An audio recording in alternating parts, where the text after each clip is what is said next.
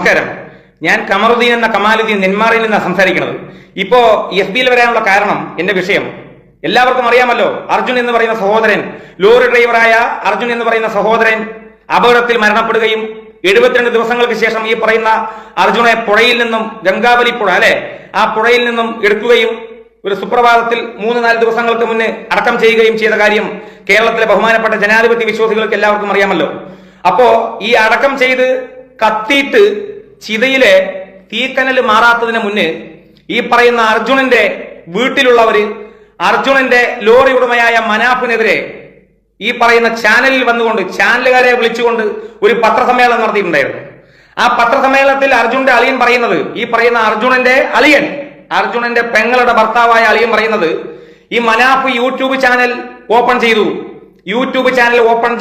അതുപോലെ ഈശ്വർ മാൽപ്പെ എന്ന് പറയുന്ന ആ മുങ്ങൽ വിദഗ്ധനും മനാഫും ചേർന്നുകൊണ്ട് യൂട്യൂബ് ചാനൽ ഓപ്പൺ ചെയ്യുകയും അതിലൂടെ വരുമാനം നേടുകയും ചെയ്യാൻ വേണ്ടിയിട്ടാണ് ഈ പറയുന്ന എന്റെ അളിയനെ വെച്ച് മുതലെടുത്തതാണ് എന്നുള്ള റിപ്പോർട്ടാണ് ഈ പറയുന്ന പത്രക്കാരുടെ മുന്നിൽ, ലോകത്തിന് മുന്നിൽ അവതരിപ്പിച്ചത്. അപ്പോ ഈ ഈശ്വർ മാൽപ്പെ എന്ന് പറയുന്ന വ്യക്തി ജാതിയോ മതമോ രാഷ്ട്രീയമോ നോക്കാതെ ഒരുപാട് ബോഡികളെ വെള്ളത്തിനടിയിൽ മുങ്ങിയിട്ട് തപ്പിയെടുത്ത ചരിത്രം കേരളത്തിൽ എല്ലാവർക്കും അറിയാം. അദ്ദേഹത്തിന്റെ കഥ ഈ അടുത്ത കാലത്തേക്കാണ് വരുന്നത്. അദ്ദേഹത്തെ നമ്മൾക്ക് ഒരിക്കലും അറിയില്ലായിരുന്നു. അതുപോലെ തന്നെ രഞ്ജിത്ത് ഇസ്രയേൽ എന്ന് പറയുന്ന സഹോദരൻ മെനക്കെട്ട് വന്നു. പൈസയ്ക്ക് വേണ്ടിയിട്ടാണോ വന്നത്?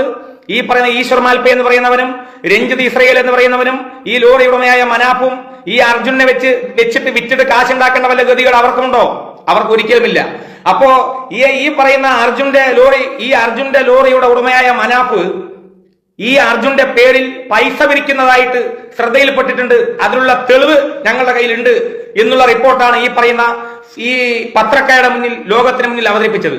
അപ്പോ ഈ അർജുന്റെ അളിയനോട്, അളിയ, നീ ആൺകുട്ടിയാണെങ്കിൽ, നിനക്ക് ഉറപ്പുണ്ടെങ്കിൽ നീ ആ തെളിവ് ഈ ലോകത്തിന് മുന്നിൽ വിളിച്ചു വരണം, അവതരിപ്പിക്കണം. മനാഫ് അർജുന്റെ പേരിൽ പണം പിരിച്ചതായിട്ട് തെളിവുണ്ടെങ്കിൽ നീ അത് കാണിക്കണം. നീ ആൺകുട്ടിയല്ലേ? നീ ആൺകുട്ടിയാണല്ലോ അല്ലെ? നീ വലിയ കാര്യത്തിൽ പത്രസമ്മേളനം നടത്തിയല്ലോ. 72 ദിവസം ഗംഗാവലി പുഴയിലൊന്നും നീയോ നിന്റെ കുടുംബത്തിലുള്ളവരോ ഒരിക്കലും ഈ പറയുന്ന അർജുന് വേണ്ടി ഒരിക്കലും വന്നിട്ടില്ല. അവിടെ ഉണ്ടായിരുന്നത് മനാഫ് എന്ന് പറയുന്ന സഹോദരനും ആ ഈശ്വർ മാൽപ്പെ എന്ന് പറയുന്നവരും രഞ്ജിത്ത് ശ്രീനിവാസൻ എന്ന് പറയുന്നവരും അങ്ങനെയുള്ള ഒരുപാട്, അതായത് ജാതിയോ മതമോ രാഷ്ട്രീയമോ നോക്കാതെ മലപ്പുറത്തിൽ നിന്നും കോഴിക്കോടിൽ നിന്നും ഒരുപാട് ആളുകൾ ഈ പറയുന്ന ഗംഗാവലി പുഴയുടെ തീരത്ത് മുങ്ങൽ വിദഗ്ധന്മാര് വന്നിട്ട് അവിടെ തമ്പടിച്ച കാര്യം എല്ലാവർക്കും അറിയാം. ഈ മനാഫ് ആരാണെന്നും മനാഫ് എങ്ങനെയുള്ളവനാണെന്നും കേരളീയ സമൂഹത്തിന് നല്ലപോലെ അറിയാം. ചാനലുകളിലൂടെ മനാഫ് നിറഞ്ഞു നിന്നപ്പോ കേരളത്തിലെ ഒരുപാട് വർഗീയവാദികൾക്ക് ഒരിക്കലും ദഹിക്കുന്നില്ല. മനാഫ് എന്ന് പറയുന്നവന്റെ പേരാണ് വിഷയം, അവന്റെ മതമാണ് വിഷയം. കുറെ വർഗീയ ഫാഷിസ്റ്റ് ശക്തികളുണ്ടല്ലോ മീഡിയയിലൂടെ, പല ചാനലുകളിലും ഈ പറയുന്ന മനാഫിന്റെ വീഡിയോ വരുമ്പോ അതിനകത്ത് കമന്റുകൾ ഇടുക. അതായത് ജനാധിപത്യത്തെയും ഈ പറയുന്ന മതേതരത്വത്തെയും മതസൗഹാർദ്ദത്തെയും സമാധാനത്തെയും സന്തോഷത്തെയും ഐക്യത്തെയും കാത്ത് സൂക്ഷിക്കേണ്ട, എല്ലാവരും തമ്മിൽ തല്ലി ചാവണം, ഭിന്നിച്ചു നിൽക്കണം എന്ന് ചിന്തിക്കുന്ന കുറെ വർഗീയ ഫാഷിസ്റ്റ് ശക്തികളുണ്ട് നമ്മുടെ കേരളത്തിനകത്ത്. അവർക്ക് എന്തെങ്കിലും ഒരു വിവാദങ്ങൾ ഉണ്ടാക്കണം. കിട്ടിയത് മനാഫാണ്, മനാഫിന്റെ പേരാണ് അല്ലെ? അപ്പോ മനാഫിനെതിരെ എന്തെങ്കിലും പടച്ചുവിടുക. മനാഫിന്റെ പേരിൽ ഒരു വീഡിയോ വരികയാണെങ്കിൽ ആ വീഡിയോന്റെ അടിയിൽ വളരെ മോശമായ രീതിയിലുള്ള, നീചമായ രീതിയിലുള്ള കമന്റുകൾ ഇടുക. ഇതിന്റെ അടിയിൽ മനാഫിനെതിരെ ഇങ്ങനെ തന്നെ പറയാം. മലപ്പുറം ജില്ലയിലെ പൂക്കോട്ടുംപാടം എന്ന് പറയുന്ന സ്ഥലത്തിൽ ഒരു മനാഫിനെതിരെ യൂട്യൂബിൽ വീഡിയോ ചെയ്തിട്ടുണ്ടായിരുന്നു. എന്താ വീഡിയോ ചെയ്തത്?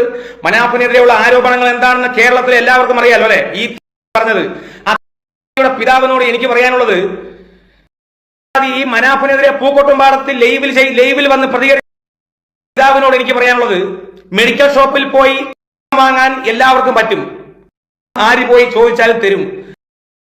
നല്ല പോലെ ഉപയോഗിക്കാൻ അറിയണം. അതായത് ചില ആളുകൾക്ക് പേരാണ് പ്രശ്നം, ചില ആളുകൾക്ക് മതമാണ് പ്രശ്നം. സമാധാനം ഒരിക്കലും നിങ്ങൾക്ക് നാശം, നിങ്ങൾക്ക് ആദരാഞ്ജലികൾ എന്ന് പറയാൻ ഞാൻ ആഗ്രഹിക്കുകയാണ്. അപ്പോ പറഞ്ഞു വന്നത്, മനാഫിനെതിരെ ഞങ്ങളുടെ കയ്യിൽ തെളിവുണ്ട് എന്നാണ് ഈ പറയുന്ന അളിയൻ പറഞ്ഞത്. ഏതളിയൻ? ഈ രഞ്ജിത്തിന്റെ പെങ്ങളുടെ ഭർത്താവായ അളിയൻ. അതിന്റെ മുന്നെനിക്ക് ഈ പറയുന്ന അളിയനോട് പറയാനുള്ളൂ, അളിയ, നിന്റെ രഞ്ജിത്തിന്റെ അളിയൻ മാത്രമല്ല ഞങ്ങളുടെയൊക്കെ അളിയനാണ്, കേരളത്തിന്റെ അളിയനാണ്. നീ നല്ലവനല്ലേ? നീ കേരളത്തിന്റെ അളിയനാണ്. നിന്നെ കേരളത്തിന്റെ അളിയനായിട്ട് ദത്തെടുക്കണമെന്ന് കേരളത്തിന്റെ ബഹുമാനപ്പെട്ട ആദരണീയനായ കേരളം ഭരിച്ചുകൊണ്ടിരിക്കുന്ന മുഖ്യമന്ത്രി കൂടിയായ സഖാവ് പിണറായി വിജയനോട് 2 ദിവസം കഴിഞ്ഞാൽ നിവേദനം കൊടുക്കണമെന്നാണ് എന്റെ ഒരു ആഗ്രഹം. നിന്നെ കേരളത്തിന്റെ അളിയനാക്കി ഉയർത്തണം. നീ നല്ലവനാണ്. നിന്റെ ഫേസ്ബുക്ക് പേജൊക്കെ ഫേസ്ബുക്കിലൂടെ നീ ഇപ്പൊ ലോക്കോളിയായി മാറി. പ്രത്യേകിച്ച് പൊതുവെ രാജ്യത്തൊക്കെ ഈ പറയുന്ന സോഷ്യൽ മീഡിയ പ്ലാറ്റ്ഫോം ലോക്ക് ചെയ്യും. അത് അങ്ങനെയാണ്. നീ ഇപ്പൊ ലോക്ക് ചെയ്തു. ഈ പറയുന്ന രഞ്ജിത്തിന്റെ അളിയൻ നിന്റെ ഫേസ്ബുക്ക് ഒക്കെ നമ്മൾ നല്ലപോലെ ചിരണ്ടിയെടുത്ത് നോക്കി. നിന്റെ യഥാർത്ഥ സ്വഭാവം ആ ഫേസ്ബുക്കിൽ തന്നെയുണ്ട്. അപ്പോ അതെന്താവട്ടെ, അത് നിന്റെ ആശയം, നിന്റെ വ്യക്തിപരം. നീ ഉന്നയിച്ച ആരോപണം ഉണ്ടല്ലോ, അതായത് അളിയ നീ ഉന്നയിച്ച ആരോപണം മനാഫ് എന്റെ അളിയന്റെ പേരിൽ പണം പിരിച്ചിട്ടുണ്ട്, അതിനുള്ള തെളിവുകൾ ഞങ്ങളുടെ കയ്യിലുണ്ട്, ഞങ്ങൾ നിയമ നടപടിക്ക് സ്വീകരിക്കാൻ പോവുകയാണ് എന്നാണ് നീ പറഞ്ഞത്. നീ നിയമ നടപടി സ്വീകരിക്കണം. നീ നിയമ നടപടി സ്വീകരിച്ചിട്ടില്ലെങ്കിൽ ഈ പറയുന്ന മനാഫിനോട് എനിക്ക് പറയാനുള്ളത്, മനാഫെ നിനക്കെതിരെ വ്യക്തമായ ശക്തമായ തെളിവുകളുണ്ട് എന്നാണ് ഈ പറയുന്ന ഈ രഞ്ജിത്തിന്റെ അളിയൻ പറഞ്ഞത്. ആ തെളിവുകൾ അവൻ ഹാജരാക്കിയില്ലെങ്കിൽ, അവനോ അവന്റെ ഉത്തരവാദിത്തപ്പെട്ടവരോ ഹാജരാക്കിയില്ലെങ്കിൽ നീ ഇവർക്കെതിരെ നിയമ നടപടി സ്വീകരിക്കണം. നീ ഒരുപാട് പുണ്യപ്രവൃത്തിയൊന്നും ചെയ്യണ്ട. നീ വലിയ പുണ്യവാളനാവരുത്. നീ പുണ്യവാളനായി നിന്നെ കണ്ടില്ലേ? നീ ആരാണ്, നീ മോശമായവനാണ്, നീ കള്ളക്കടത്തുകാരനാണ് എന്ന് നിന്നെ വളരെ മോശമാക്കി ചിത്രീകരിച്ച ഒരുപാട് തീവ്രവാദികൾ കേരളത്തിലില്ലേ? കമന്റുകൾ കിട്ട തീവ്രവാദികളില്ലേ? യൂട്യൂബ് ഓളികളില്ലേ? ഫേസ്ബുക്ക് ഓളികളില്ലേ? ഇല്ലേ? അതുകൊണ്ട് നീ ഒരുപാടൊന്നും പുണ്യവാളനാവണ്ട.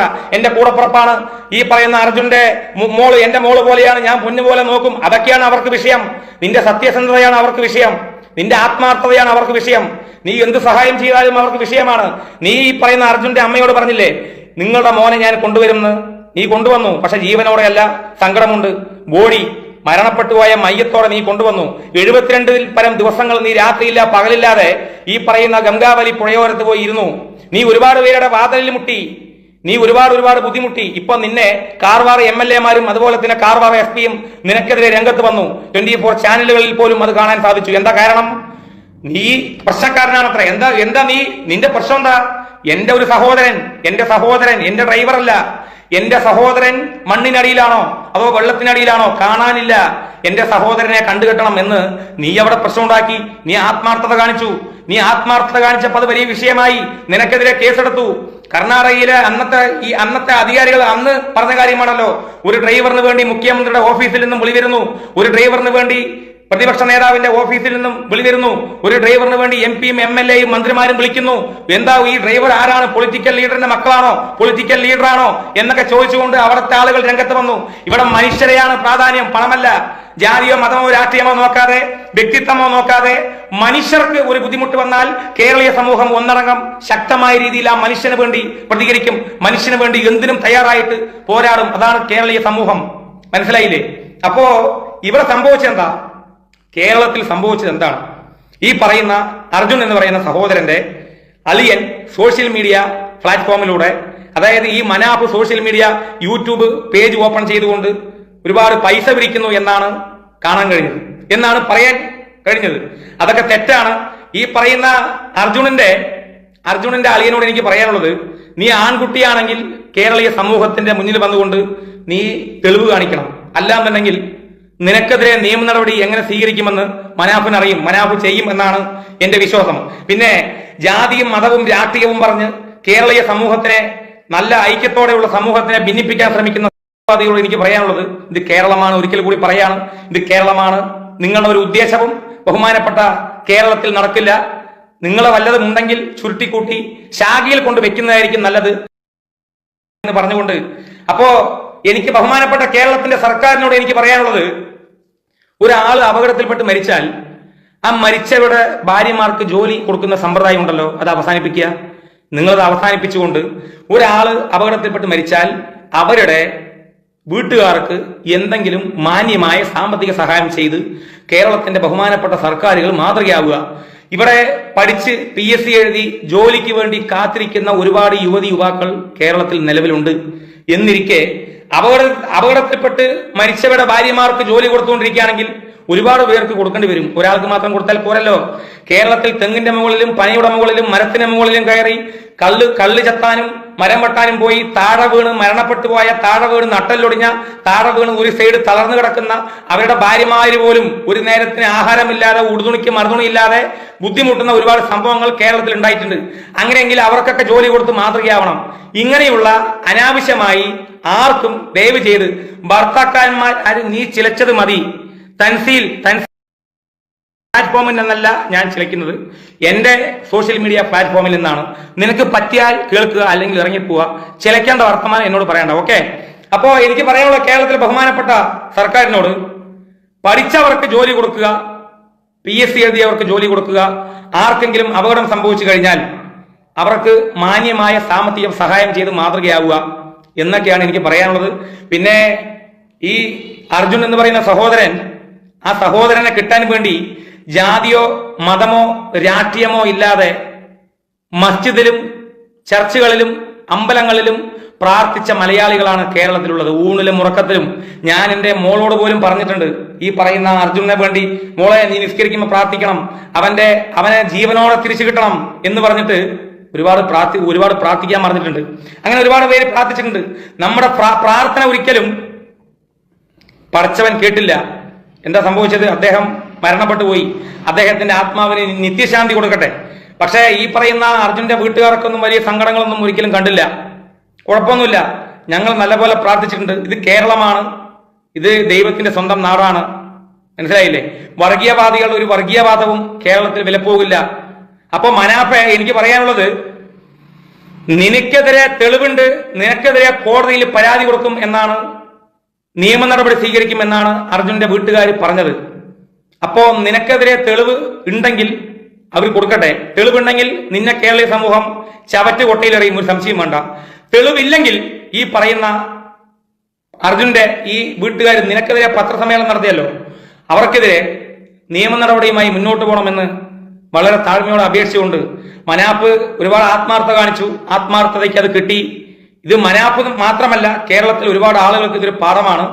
ഇങ്ങനെയൊക്കെ ആത്മാർത്ഥത കാണിച്ചാൽ അവസാനം കിട്ടുന്നത് ഇങ്ങനെയായിരിക്കും എന്ന് ഓർമ്മപ്പെടുത്തിക്കൊണ്ട്, ജാതിയും മതവും രാഷ്ട്രീയവും നോക്കാതെ മനുഷ്യരെ മനുഷ്യരായി എല്ലാവർക്കും കാണാൻ സാധിക്കട്ടെ എന്ന് പറഞ്ഞുകൊണ്ട് മനാഫ് വേറൊരു കാര്യം കൂടെ പറഞ്ഞു. എനിക്കെതിരെ തെളിവുകളുണ്ടെങ്കിൽ കോഴിക്കോട് മാനാഞ്ചിറ മൈതാനത്ത് വന്ന് ഞാൻ നിൽക്കാം, എന്നെ കല്ലെറിഞ്ഞു കൊല്ലാമെന്ന്.